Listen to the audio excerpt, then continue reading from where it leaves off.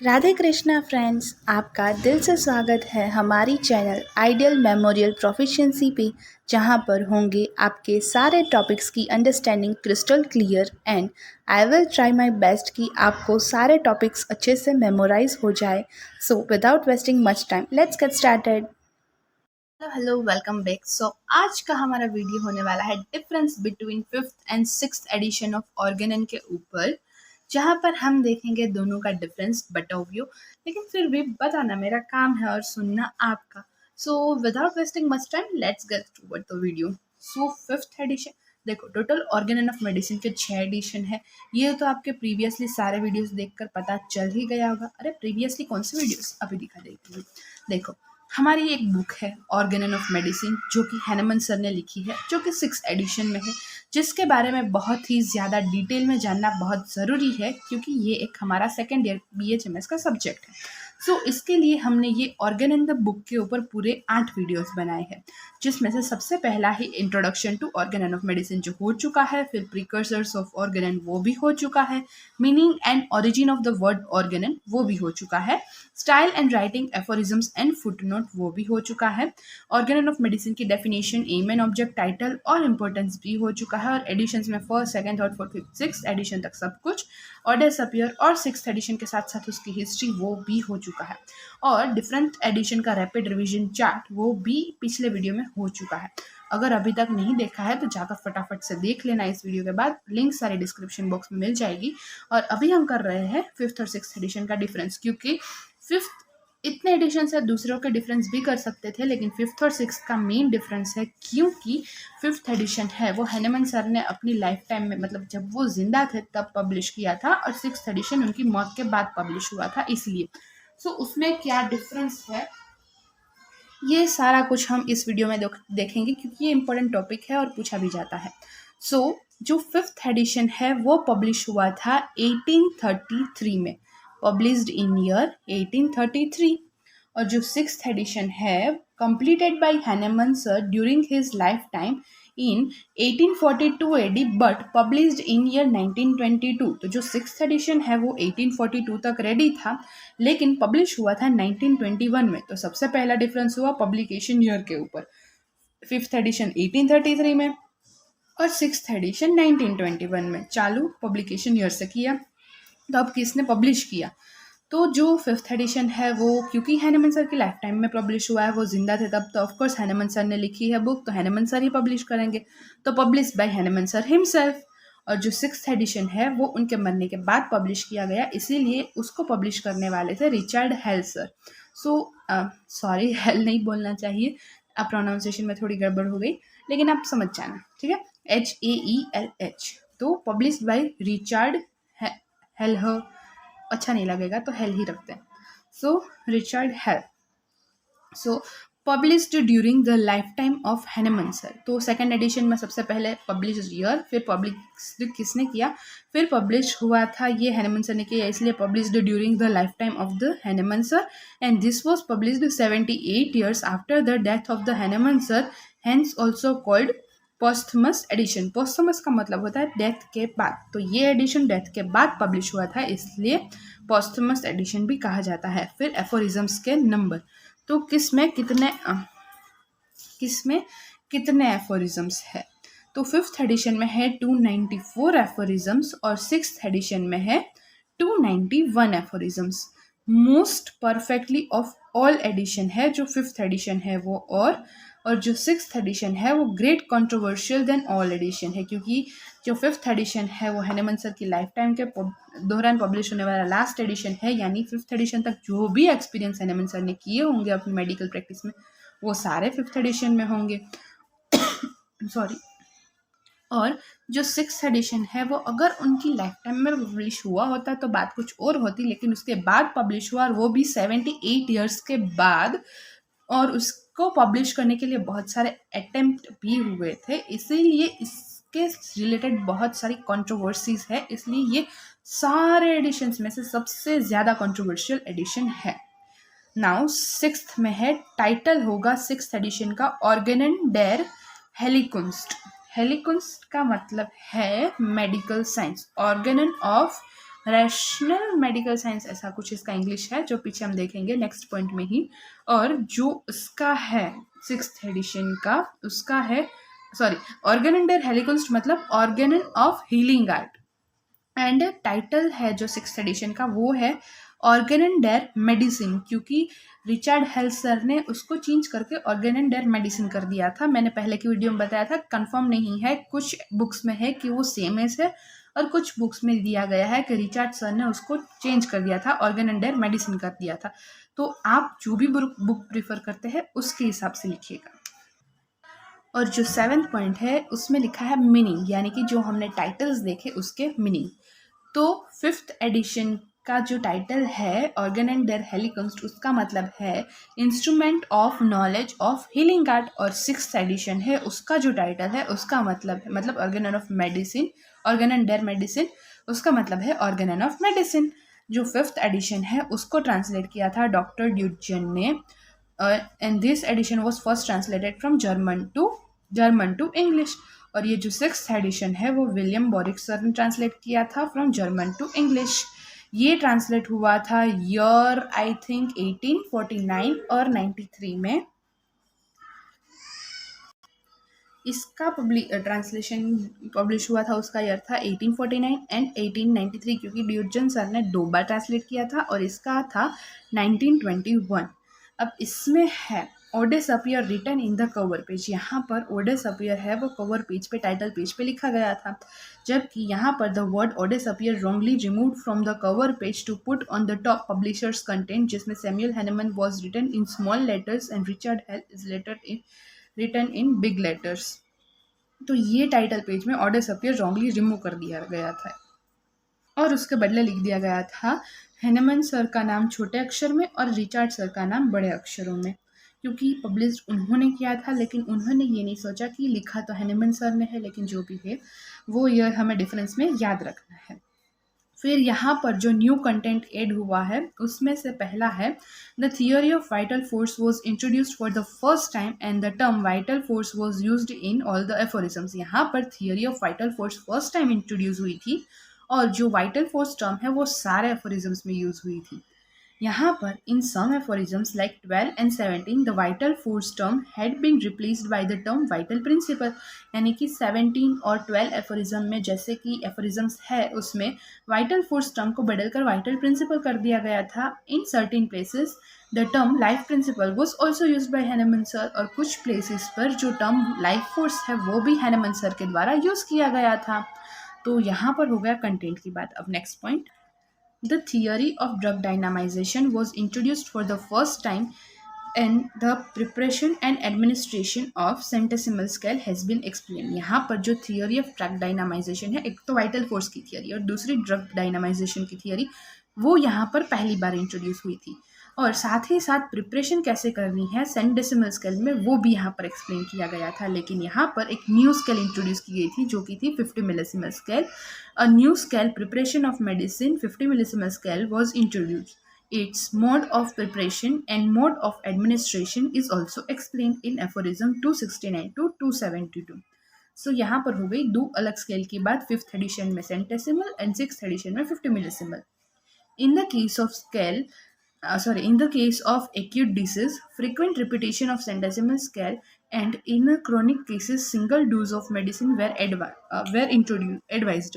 मतलब 5th addition में Hahnemann sir ने ऐसा इंट्रोडक्शन दिया था, एडवाइस दी थी कि हमें एक्यूट कंडीशंस में, एक्यूट डिसीज में फ्रीक्वेंट रिपीटेशन करना चाहिए सेंटेसिमल स्केल का, और क्रोनिक केसेस में सिंगल डोज का रिपीटेशन नहीं करना चाहिए, सिंगल डोज मेडिसिन देनी चाहिए। लेकिन जो 6th एडिशन है उसमें कहा गया है कि 50 millesimal scale give the advantages of repeating the doses in ascending scales daily or as necessary, यानी कि 50 मिलीसिमल स्केल है उसको एडवांटेज के रूप में माना जाता है अगर उसके डोज को रिपीट किया जाए असेंडिंग स्केल में जैसी जरूरियात है, डेली या फिर as per needed. In this edition, it is also explained that the doses can be repeated daily in different doses। यहाँ पर ऐसा बताया है कि डोजेस है वो हम डेली बेसिस पर रिपीट कर सकते हैं डिफरेंट डोजेस में, even in chronic cases। Hahnemann sir recommended the repetition of dose even several times daily this concept was totally different from fifth edition. यहाँ पर हैनेमन सर ने कई बार भी डोज रिपीट करने का एडवाइस दी गई है, सजेस्ट किया गया है, रिकमेंड किया गया है हैनेमन सर द्वारा, जो कि ये कॉन्सेप्ट है वो फिफ्थ एडिशन के कॉन्सेप्ट से टोटली डिफरेंट है, और शायद इसीलिए ये एडिशन इतना ज़्यादा कंट्रोवर्सी में था। There is no footnote on dynamic influence in the aphorism 11। यहाँ पर डायनामिक इन्फ्लुएंस के ऊपर फिफ्थ एडिशन में कोई भी फुटनोट नहीं दी गई थी 11th एफोरिज्म में, लेकिन सिक्स्थ एडिशन में एक लॉन्ग फुटनोट डायनामिक इन्फ्लुएंस पर इंट्रोड्यूस की गई थी, ऐड की गई थी। Certain aphorisms were omitted from the previous edition. यहाँ पर प्रीवियस एडिशंस में से, यानी कि फोर्थ एडिशन से जब फिफ्थ एडिशन बनाया गया तो बहुत सारे एफोरिज्म्स को रिमूव कर दिया गया, लेकिन in sixth edition certain aphorisms were completely rewritten, long footnotes were added, certain aphorisms were partially written, some aphorisms have been omitted partially or completely। यानी कि यहाँ पर सिक्स्थ एडिशन में कुछ एफोरिज्म्स कम्प्लीटली फिर से लिखे गए, कुछ में लॉन्ग फुटनोट्स ऐड की गई, कुछ एफोरिज्म्स है उसको आधा री रिटन किया गया, मतलब आधा फिर से लिखा गया, कुछ एफोरिज्म्स है वो पूरे निकाल दिए गए, या फिर कुछ एफोरिज्म्स थोड़े बहुत निकाल दिए गए। तो ये हमारा एक और डिफरेंस हो गया। और नाउ 15th डिफरेंस में आएगा कि the fifth edition was completely री रिटन बाई हैनेमन। जो फिफ्थ एडिशन था वो हैनेमन सर ने ही कम्प्लीटली खुद से लिखा था पब्लिश होने से पहले। And the sixth edition by the time doctor Hahnemann kept it ready for the publication was found to be an interlude copy of fifth edition. यानी कि यहाँ पर सिक्स्थ एडिशन के टाइम पर डॉक्टर हैनेमन के द्वारा ऐसा फाउंड किया गया कि वो एक इंटरल्यूड कॉपी है फिफ्थ एडिशन की तरह, ऐसा डिफरेंस में दिया गया है, तो बस याद कर देना है। No controversy of any sort was noticed by Hahnemann sir's follower. Fifth edition में कोई भी कंट्रोवर्सीज नहीं थी, और सिक्स्थ एडिशन में 16 पॉइंट में आ गया lot of controversies prevailed over the reliability of this edition, twice it was in danger of being lost also. So ये हो गई दोनों एडिशंस के डिफरेंस की बात। फटाफट क्विक रिविजन कर लेते हैं। Published in year 1833, completed by Hanneman sir during his lifestyle in 1842 AD, but published in year 1921 AD. Published by Hanneman sir himself, published by Richard Hell. Published during the lifetime of Hanneman sir. This was published 78 years after the death of Hanneman sir, hence also called posthumous edition. There are 294 aphorisms and there are 291 aphorisms. Most perfect of all editions and great controversial than all editions. Title Organender Helikunst, Organendel Medicine.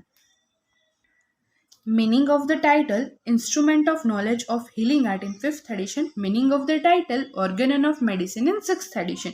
Dr. Duggan translated 5th edition from German to English in year 1849 and 1893. Dr. William Borick translated 6th edition from German to English in year 1921. Odes appear were written in the cover page or title page in 5th edition. The word Odes appear wrongly removed from the cover page to put on the top at publisher's content. Samuel Hahnemann's name was written in small letters and Richard Hell's name was written in big letters. The theory of vital force was introduced for the first time in the 5th edition. The term vital force was used in all the aphorisms. In some aphorisms like 12 and 17, the term vital force has been replaced by the term vital principles in 6th edition, and in certain places the term vital principles, life principle was also used by Hahnemann sir. The theory of drug dynamization was introduced for the first time in 5th edition. Preparation of administration of centesimal scale has been explained in 5th edition. A new scale of preparation of medicine, 50 millisimal scale, was introduced in 6th edition. Its mode of preparation and mode of administration is also explained in 6th edition. In the case of acute disease, frequent repetition of centesimal scale, and in case of chronic cases, single dose of medicine was advised by Hahnemann sir in 5th edition. 50 millisimal scale give the advantages of repeating the doses in ascending scales daily or as necessary. In this edition, means in 6th edition, it is also explained that the doses can be repeated daily in different doses even in chronic cases. Hahnemann sir recommended the repetition of dose even several times daily. This concept was totally different from the 5th edition. There was no footnote on dynamic influence in aphorism 11. A long footnote on dynamic influence has been added to 11 aphorism. Certain aphorisms were omitted from the previous editions. Certain aphorisms were completely rewritten. Long footnotes were added. Certain aphorisms were partially rewritten. Some aphorisms have been omitted partially or completely in 6th edition. The 5th edition was completely rewritten by Hahnemann. The 6th edition, by the time Dr. Hahnemann sir kept it ready for the publication, was found to be an interlude copy of 5th edition. No controversies of any sort was noticed by Hahnemann sir's follower in 5th edition. Lot of controversies prevailed of the edition. Twice a time it was in danger of being lost. It is about 6th edition. सो ये हो गया एक revision. फिर से एक बार देख लेते हैं ताकि आपको ये वीडियो खत्म होने से पहले आधे पॉइंट तो याद हो ही जाए. जो 5th एडिशन है वो पब्लिश हुआ था 1833 में. साथ में बोलिए, जो 5th एडिशन है वो पब्लिश हुआ था 1833 में. और जो 6th एडिशन है वो रेडी था 1842 तक, लेकिन पब्लिश हुआ था 1921 में. ये हो गया फर्स्ट डिफरेंस. फिर जो 5th एडिशन है वो पब्लिश किया था हैनेमन सर ने खुद ने, और जो 6th एडिशन था वो पब्लिश किया था रिचर्ड हेल सर ने, HAELH. ये होगा सेकंड डिफरेंस. यानी कि फर्स्ट पब्लिश ईयर कौन से ईयर में पब्लिश हुआ है, सेकंड किसने पब्लिश किया है. अब थर्ड कब पब्लिश हुआ है, यानी published during the life time of Hahnemann sir. 5th edition है वो हैनेमन सर की लाइफ के दौरान पब्लिश हुआ है. और जो 6th एडिशन है उनके डेथ के 78 ईयर्स के बाद, इसीलिए उस एडिशन को पोस्थमस एडिशन भी बोला जाता है. अब नंबर ऑफ एफोरिज्म्स, कौन से एडिशन में कितने एफोरिज्म्स है, तो 5th एडिशन में है 294 एफोरिज्म्स और 6th एडिशन में है 291 एफोरिज्म्स. जो 5th एडिशन है वो सारे एडिशंस में से परफेक्ट एडिशन था और उससे कई यूनिवर्सिटीज़ में एज अ टेक्स्ट बुक भी यूज़ किया जाता है. जबकि जो 6th एडिशन था वो बहुत ज़्यादा कंट्रोवर्शियल एडिशन था सारे एडिशंस में से. और जो 5th एडिशन है उसका टाइटल है ऑर्गेन डेर हेलिकुंस्ट, और जो 6th एडिशन है उसका टाइटल है इन जर्मन, हाँ, ऑर्गेन डेर मेडिसिन. ईयर फिर किसने पब्लिश किया, कब पब्लिश हुआ, ओह हाँ ओके डन. मुझे लगा पब्लिकेशन का ईयर तो लिखा ही नहीं, लेकिन सबसे पहला पॉइंट वही है. हाँ, so first second third publish year, फिर ऑथर, फिर कब पब्लिश हुआ, फिर कितना एफोरिज्म्स, फिर perfect of all aphorisms, controversial of all aphorisms, फिर टाइटल. अब देखेंगे टाइटल का मीनिंग. जो 5th एडिशन है उसका टाइटल है ऑर्गेन डेर हेलिकुंस, जिसका मीनिंग है instrument of knowledge of healing art. अब इसका इंग्लिश टाइटल होगा ऑर्गेन ऑफ हीलिंग आर्ट. और जो 6th एडिशन है उसका इंग्लिश टाइटल होगा ऑर्गेन ऑफ मेडिसिन, और टाइटल का मीनिंग भी होगा ऑर्गेन ऑफ मेडिसिन. अब जो 5th एडिशन है वो ट्रांसलेट हुआ था सबसे पहले German to English, and 6th edition also publish सबसे पहले ट्रांसलेट हुआ था German to English. 5th edition was translated by R.E. Dudgeon, and जो 6th एडिशन है वो ट्रांसलेट किया था विलियम बोरिक ने. जो 5th एडिशन है वो ट्रांसलेट हुआ था ईयर 1849 में और ईयर 1893 में बाय R.E. ड्यूटजन, एंड जो 6th एडिशन है वो ट्रांसलेट हुआ था ईयर 1921 में बाय डॉक्टर विलियम बोरिक. अब जो 5th एडिशन है उसके कवर पेज पे दिया गया है ओडेसपियर. ओडेसपियर was written in the cover page of 5th edition, जबकि 6th एडिशन में ओडेसपियर को रॉन्गली रिमूव करके ऑथर का नाम बिग लेटर में, यानी कि रिचर्ड हेल का नाम बिग लेटर में और हैनेमन सर का नाम स्मॉल लेटर में. अब 10th डिफरेंस, तो यहाँ पर हम देखेंगे कि जो 5th एडिशन है उसमें थियोरी ऑफ वाइटल फोर्स सबसे पहली बार इंट्रोड्यूस किया था, और वाइटल फोर्स ही सारे एफोरिज्म्स में वर्ड यूज़ किया गया था. लेकिन जो 6th एडिशन है उसमें 12 और 17 एफोरिज्म में वाइटल फोर्स की जगह रिप्लेस कर वाइटल प्रिंसिपल का यूज़ किया गया है, और कई एफोरिज्म्स में हैनेमन सर ने लाइफ प्रिंसिपल्स वर्ड का भी यूज़ किया है. तो मीनिंग ऑफ द टाइटल फिर ड्यूटजन सर ने ट्रांसलेशन किया था 5th का, और 6th का किया था विलियम बोरिक सर ने ईयर 1849 एंड 1893, और 6th एडिशन का 1921. फिर कवर पेज पे ओडेसपियर, यहाँ पर ऑथर का नेम रॉन्गली ओडेसपियर वॉज रिमूव्ड. फिर 10th डिफरेंस में आएगा थियोरी ऑफ वाइटल फोर्स, सब पहली बार इंट्रोडक्शन और सारे में वाइटल फोर्स, जबकि 6th एडिशन में रिप्लेस्ड बाय वाइटल प्रिंसिपल्स और कुछ एफोरिजम्स में लाइफ प्रिंसिपल भी। फिर थियोरी ऑफ वाइटल फोर्स के अलावा जो दूसरा टॉपिक जो 5th एडिशन में सबसे पहली बार आया था वो था थियोरी ऑफ ड्रग डायनामाइजेशन, और उसमें सेंडेसिमल स्केल की प्रिपरेशन और एडमिनिस्ट्रेशन भी एक्सप्लेन किया गया था। और 6th एडिशन में एक नई स्केल इंट्रोड्यूस हुई थी जो थी 50 मिलीसिमल स्केल। अब 12th में जो एक्यूट डिसीज है उसमें फ्रीक्वेंट रिपीटेशन सेंडेसिमल स्केल का और क्रोनिक डिसीज में सिंगल डोज, और जबकि 6th एडिशन में बताया गया है कि 50 मिलीसिमल स्केल के बहुत सारे एडवांटेजेस है और उसको हम असेंडिंग ऑर्डर में उसके डोज को रिपीट कर सकते हैं डेली या फिर जैसे हमें ज़रूरत पड़े वैसे, और क्रॉनिक कंडीशन में भी हम डिफरेंट डोज का रिपीटेशन कर सकते हैं। और हैनेमन सर रिपीटेशन है वो सेवरल टाइम्स डेली रिकमेंड करते हैं इस एडिशन में, जो कि टोटली डिफरेंट कॉन्सेप्ट है 5th एडिशन से।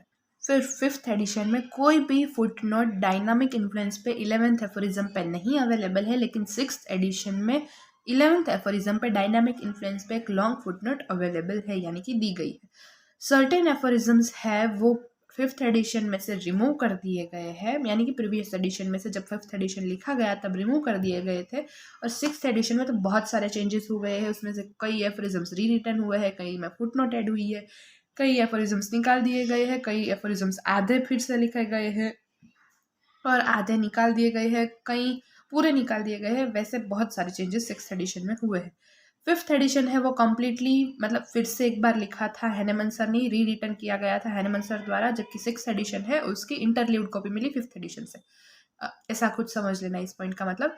एंड कोई भी कंट्रोवर्सीज 5th पॉइंट को लेकर नहीं, 5th एडिशन को लेकर नहीं थी, लेकिन 6th एडिशन में बहुत, लेकिन 6th एडिशन में बहुत सारी कंट्रोवर्सीज अवेलेबल थी। 5th में नो कंट्रोवर्सी, 6th में लॉट्स ऑफ कंट्रोवर्सीज, और 6th एडिशन की कॉपी 2 बार डेंजर में थी कि वो खो भी सकती थी। सो यहाँ तक हो गया editions complete. Thanks for watching the video till now. Thank you so much guys for watching this video till now. और अगर आपको ये वीडियो थोड़ा सा भी हेल्पफुल लगा हो, आपको ये वीडियो अच्छा लगा हो, then please like the video, share the video and subscribe to my channel. Thank you.